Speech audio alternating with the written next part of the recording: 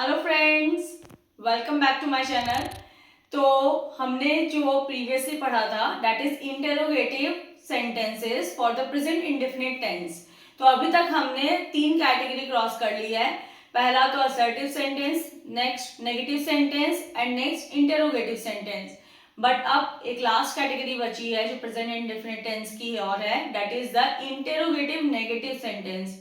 ये भी उतना ही ज्यादा इंपॉर्टेंट है क्योंकि बहुत सारे सेंटेंस जो इंटरोगेटिव में होते हैं पर वो नेगेटिव में यूज किए जाते हैं। ऑब्वियस इसमें भी डू डज होता है बट उसके संग नॉट जरूर इंक्लूड होगा, तो ही ये इंटरोगेटिव नेगेटिव सेंटेंस बनते हैं। तो कभी कभी क्या होता है, हम सेंटेंस स्ट्रक्चर जब बनाते हैं तो नॉट को हम डू डज से स्प्लिट कर देते हैं और बीच में सब्जेक्ट आता है। और कभी कभी जब हम उन्हें एक संग यूज करते हैं, जैसे लाइक हम जो क्वेश्चन टेक्स्ट बनाते हैं तो हम डोंट और डजंट ऐसे वर्ड्स यूज करते हैं। तो बेसिकली जो इसका सेंटेंस स्ट्रक्चर है वो स्प्लिटिंग के संग ही होता है, तो मैं वैसे ही आपको बताऊंगी। तो चलिए अब पढ़ते हैं हम इसके सेंटेंस स्ट्रक्चर के बारे में। तो चलिए फ्रेंड्स, अब हम बात करते हैं इंटेरोगेटिव नेगेटिव सेंटेंस के बारे में। इंटेरोगेटिव नेगेटिव सेंटेंस, जैसा कि नेगेटिव सेंटेंस का स्ट्रक्चर होता है उसमें नेगेटिव वर्ड्स यानी नॉट होना जरूरी है। अगेन इंटेरोगेटिव सेंटेंस के वही हमारे सिमिलर स्ट्रक्चर होते हैं जो इंटेरोगेटिव सेंटेंस के ऑब्वियसली होते हैं। या तो सेंटेंस शुरू होगा हेल्पिंग वर्ब के संग या फिर WH वर्ड्स के संग, और हेल्पिंग वर्ब में भी 2 कैटेगरी डू और डज की होगी। तो जैसा इंटेरोगेटिव सेंटेंस थे वैसे ही इंटेरोगेटिव नेगेटिव सेंटेंस है, बस उसमें एक छोटा सा डिफरेंस ये आ जाएगा सेंटेंस स्ट्रक्चर में कि सब्जेक्ट के बाद नॉट आ जाएगा। तो पहले क्या आएगा आपका डू और does, then subject, then not, उसके बाद वर्ब की फर्स्ट फॉर्म, देन ऑब्जेक्ट और फिर एक क्वेश्चन मार्क। अभी देखिए वही सेम इसमें रहेगा। सब्जेक्ट को नोट करना है आपको। सब्जेक्ट अगर थर्ड पर्सन सिंगुलर नंबर है यानी ही, शी और इट है तो हम डज यूज करेंगे, अदरवाइज हम डू यूज करेंगे। तो कुछ एग्जांपल्स हम इसके देखते हैं। देखिए जस्ट लाइक हम डू के एग्जांपल्स को ले रहे हैं, यानी सब्जेक्ट में अगर हमारे पास थर्ड पर्सन सिंगुलर नंबर नहीं है, नोट करिए थर्ड पर्सन सिंगुलर नंबर नहीं है, यानी बाकी के पर्सन है जैसे फर्स्ट पर्सन है, सेकंड पर्सन है, थर्ड पर्सन प्लूरल नंबर है, तो हम यहाँ पर डू लगाते हैं। तो सेंटेंस स्ट्रक्चर का एग्जांपल देखिए इसमें, do you not like T. जैसे लाइक यू जो है सेकंड पर्सन है इसलिए हमने इसके संग डू यूज किया है ना कि डज। तो डू यू नॉट। अब देखिए सब्जेक्ट के जस्ट बाद नॉट आता है और उसके बाद वर्ब की फर्स्ट फॉर्म लाइक आया है। Do you not like tea, क्या तुम्हें चाय पसंद नहीं है। नेक्स्ट देखिए, do we not go to the market, क्या हम मार्केट नहीं जाते हैं। तो डू के बाद वी है, जैसे लाइक सब्जेक्ट में सब्जेक्ट की प्लेस पे हमारे पास क्या है, फर्स्ट पर्सन प्लूरल नंबर, इसलिए हमने यहाँ पर डू यूज किया है। अब ये तो हुए डू के एग्जाम्पल। अब हम कुछ डज के एग्जाम्पल्स और देख लेते हैं जो कि कब लगते हैं, जब हमारे पास थर्ड पर्सन सिंगुलर नंबर होता है यानी ही, शी और इट। फॉर एग्जाम्पल यहाँ पर देखिए सब्जेक्ट की प्लेस पे शी है, does she not work here, क्या वो यहाँ काम नहीं करती है।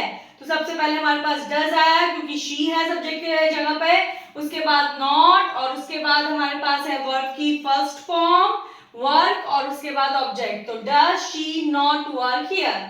उसके बाद देखिए आपके पास है जो डज का एग्जांपल है जिसमें हमारे पास सब्जेक्ट की प्लेस पे ही है, does he not read book, क्या वो किताबें नहीं पढ़ता है। तो डज फिर है सब्जेक्ट ही, उसके बाद नॉट, उसके बाद रीड और उसके बाद है बुक। तो does he not read book. अभी देखिए नेक्स्ट हमारे पास आता है जब सेंटेंस शुरू होते हैं WH वर्ड्स के साथ। WH वर्ड्स पहले मैंने आपको बता रखे हैं कि जैसे व्हाट है, वेयर है, व्हेन है, जस्ट ये जितने भी होते हैं उसमें हम लोग WH वर्ड्स कैटेगरी में रखते हैं। तो sentence structure as it is जो पहला वाला डू और डज का है वैसा ही रहेगा, सिर्फ डू और डज के पहले WH वर्ड्स आ जाएंगे। तो WH वर्ड्स, उसके बाद डू और डज, उसके बाद सब्जेक्ट, उसके बाद नॉट, फिर वर्ब की फर्स्ट फॉर्म, उसके बाद object and a question mark. It means जैसा सेंटेंस स्ट्रक्चर रहेगा वैसा ही रहेगा, सिर्फ WH वर्ड्स आ जाएंगे। और डू और डज का सिस्टम भी सेम रहेगा। सब्जेक्ट में अगर थर्ड पर्सन सिंगुलर नंबर है तो डज लगेगा, अदरवाइज सबके संग क्या लगेगा, डू। तो एग्जाम्पल देखिए, मैंने आपको डू और डज दोनों के दिखाए हैं इसमें। पहला एग्जाम्पल है हमारे पास, what do you not understand about the lesson. तो देखिए व्हाट जो है एक WH वर्ड्स है, उसके बाद हमारे पास देखिए डू है, और डू इसलिए लगा है क्योंकि हमारे पास सब्जेक्ट की प्लेस पे यू है। व्हाट डू यू, और यू के बाद जस्ट हमने नॉट लगाया है क्योंकि ये इंटेरोगेटिव नेगेटिव सेंटेंस है। तो what do you not understand about the lesson. Next example देखिए, हमारे पास सब्जेक्ट की जगह पर ही है, यानी थर्ड पर्सन सिंगुलर नंबर, इसलिए मैंने यहाँ पर डज यूज किया है। देखिए what does he not eat for breakfast. What जो है हमारा WH वर्ड है, डज लगाया है क्योंकि ही है, और सब्जेक्ट के बाद नॉट है, उसके बाद वर्ब की first form as it is है, और उसके बाद जो है ऑब्जेक्ट है, और सबसे लास्ट में क्वेश्चन मार्क। तो ये है हमारे sentence structure for the interrogative negative sentence. So friends, I hope कि आपको ये सेंटेंस स्ट्रक्चर बहुत अच्छे से समझ में आ गए हैं, और इसी के साथ हमारे प्रेजेंट इंडेफिनिट टेंस के जितने भी सेंटेंस स्ट्रक्चर है चारों सेंटेंस फॉर्म में, असर्टिव, नेगेटिव, इंटेरोगेटिव और इंटेरोगेटिव नेगेटिव में, ये सारे फिनिश होते हैं। अब आप अगर इसकी प्रैक्टिस करेंगे तो आपको ये बहुत इजीली क्लियर हो जाएगा। इसके बाद हम शुरू करेंगे प्रेजेंट कंटिन्यूअस टेंस के बारे में, और उसके रूल्स और सेंटेंस स्ट्रक्चर के बारे में पढ़ेंगे। आई होप कि आपको मेरी वीडियो अच्छी लगती है, और प्लीज अगर आपने अभी तक चैनल को सब्सक्राइब नहीं किया है तो सब्सक्राइब करें, और मेरी वीडियो को लाइक एंड शेयर जरूर करें, and also comment please. Thank you.